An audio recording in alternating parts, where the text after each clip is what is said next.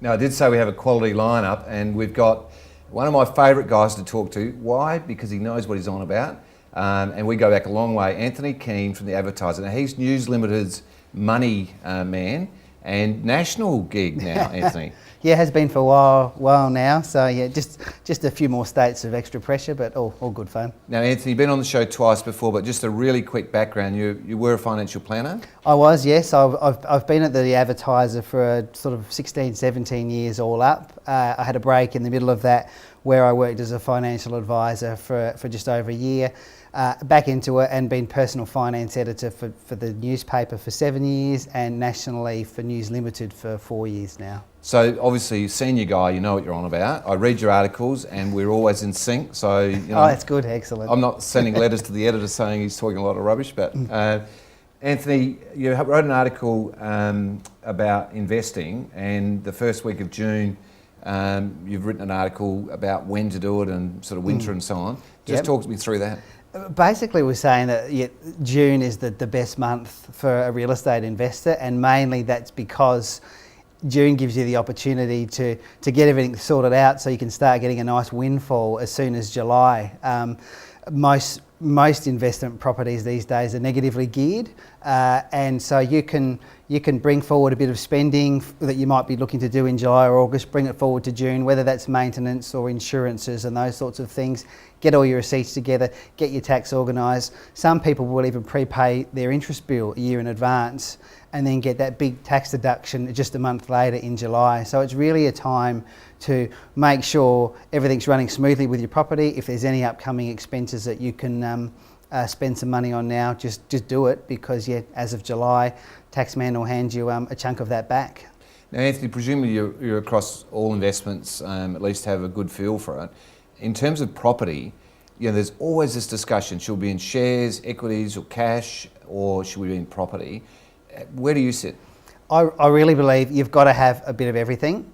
The shares versus property debate, we always hear that, but I think if you miss out completely on one of them, you miss out on a lot of potential gains. Now, a lot of share market investors might disagree. The last 5 years in shares, we saw the market fall more than 50%, and I think the share market's still got to climb about 30% just to get back to where we were in late 2007. So it's been a really rough ride. Property, not so much. I mean, South Australia in particular, the falls that we have are generally no more than 1 or 2% a year, if anything. So we're pretty sort of flat. We have had a little bit of price falls, but really nothing compared to the pain and the roller coaster that share market people have suffered. That said, some shares are up 20, 30, 40, 50% in the last 6 months, and you're getting great income from them as well. So had you bought bank shares 6 or 12 months ago, you could have made sort of 40%, and they're paying you a 7% return of income from dividends, which cash in the bank's paying you about 4% now. So shares have got a place, but look, for me, property is still the mainstay. I just think that it's a lot less of a worry. It sits there, and you don't have to worry about those horrible downturns.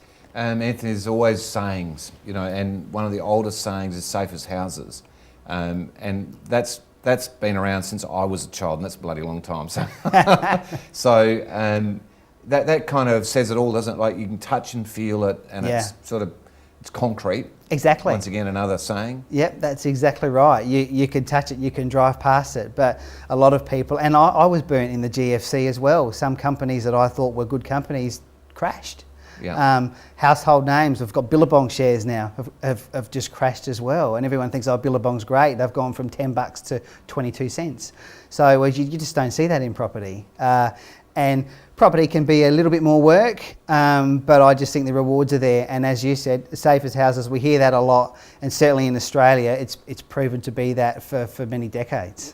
Now, moving sort of, because some of this we're going to recover with Cameron, but I'm really interested in your take on it.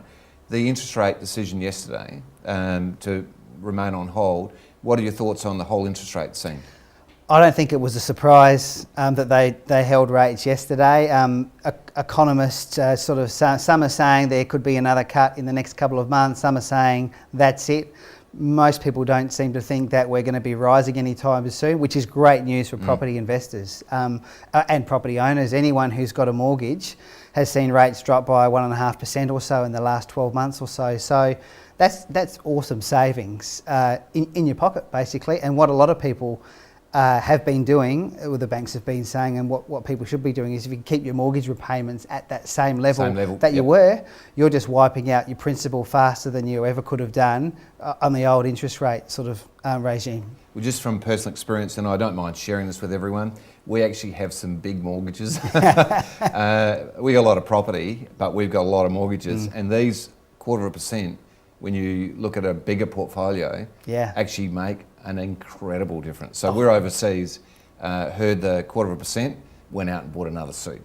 You know, because I'm going, like, this is heaven. Exactly. You know, it's a big difference. Well, if you look at like an investor will often buy an investment property with the full amount will be the loan, so 400 grand odd for a median price house. Now the average homeowner gets that maybe $25 a week, but someone who's got 2 or 3 investment properties on that, one little cut's $100 a week for them, $400, $500 a month. So yeah, you're right, big gains, and good for investors because loans often are interest only for your mortgage. And you keep it, one thing I would suggest, if you are a property investor, use those savings from your investment property loans to pay off your own mortgage, get your own mortgage down. That's a difference. Your own mortgage is bad debt, arguably, whereas property investment debt is good debt. So pay your personal stuff down, let your investments run, and then you can knock the investments off later on.